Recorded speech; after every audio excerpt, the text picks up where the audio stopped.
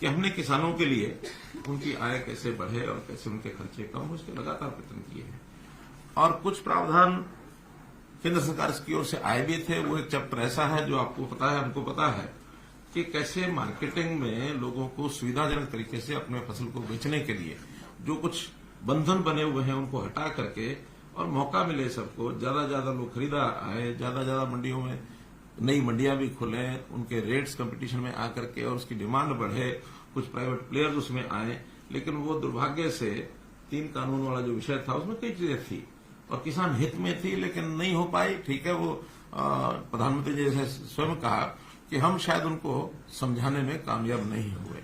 लेकिन अब जैसे जैसे कठिनाइयां आती हैं बीच बीच में, तो उनके ही कई लोग बोलते हैं कि कई चीजें उसमें जो अच्छी थी वो मिस हो गई। दोबारा से फिर कभी कोई विषय आएगा तो वो केंद्र सरकार अथवा किसानों के संगठन जो एक कमेटी बनी है उसमें विचार करके सोचते वो करेंगे। लेकिन उसके बाद जैसा पहला विषय कि केंद्र सरकार ने जिस प्रकार से हर वर्ष एमएसपी को बढ़ाया है और पिछले 8-9 वर्षों में, केंद्र सरकार को 9 वर्ष हो गए चलते हुए, तो इन 9 वर्षों में कितना बड़ा परिवर्तन आया है उसके मैं आपको कुछ उदाहरण बताता हूं। धान जो है 1360 और 1402 उसकी वैरायटीज हैं। आज उसका रेट 2200 रुपया के लगभग ये है। 800 रुपए के 803 रुपए की वृद्धि उसमें हुई है। ऐसी ज्वार जो है वो 1530 और 50 के 2 वैरायटी हैं, उसमें भी लगभग 3200 रुपया, 1650 रुपया उसके अंदर बढ़ा करके, और ये अब जो 23-24 की जो अनाउंसमेंट हुई है, जो घोषणा हुई है। बाजरा जो 1250 रुपया था, एकदम डबल, वो 2500 रुपया होने जा रहा है इस वर्ष का जो बाजरा है। रागी है 1550 से ये 3846, इसमें तो 150% वृद्धि हुई है। अरहर 4350 से 7000 रुपया, मूंग 4600 से 8500 रुपया, सूरजमुखी 3750 से 6760 रुपया, तिल 4600 से 8600 रुपया। ऐसे ही कपास भी लगभग 2900 रुपए की वृद्धि इसमें भी हुई है। जो 2 वैरायटी है 3750 और 4050। मेरा कहना है कि हर एक चीज में इस प्रकार की वृद्धि पहले कभी नहीं हुई जितनी वृद्धि अब की जा रही है। इसमें एक बात स्पष्ट करना जरूरी है कि 2 फसलें तो ऐसी हैं जो केंद्र सरकार एफसीआई के माध्यम से खरीदी जाती हैं, वो है धान और गेहूं। कपास जो है वो सीसीआई खरीदती है और बाकी चीजें हैफेड के द्वारा हम स्टेट में खरीदते हैं, नेफेड के द्वारा केंद्र सरकार खरीदती है। आवश्यकता अनुसार जितनी आवश्यकता होती है वो खरीदी जाती है।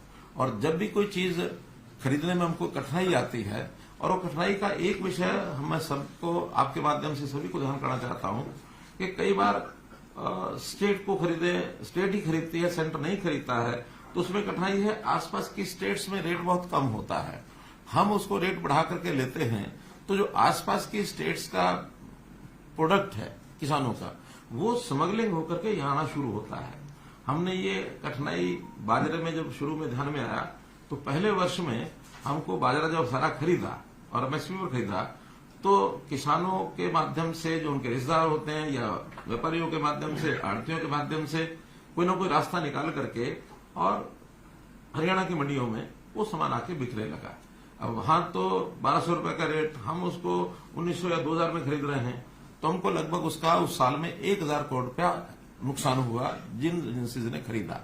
हमने उसमें से फिर रास्ता ही निकाला कि हमारे पास एक मेरी फसल मेरा ब्यौरा में रजिस्टर्ड जो डाटा है किसानों का, कि उन्होंने ये भरा है, और भरने के बाद फिर उनको अगर हम पूरा खरीदेंगे तो वो कई प्रकार के विवाद आएंगे, सारी एजेंसियां आएगी, लेकिन रिकॉर्ड के हिसाब से उनको पर एकड़ पैसा जितना लॉस होता है वो लॉस हम देते हैं।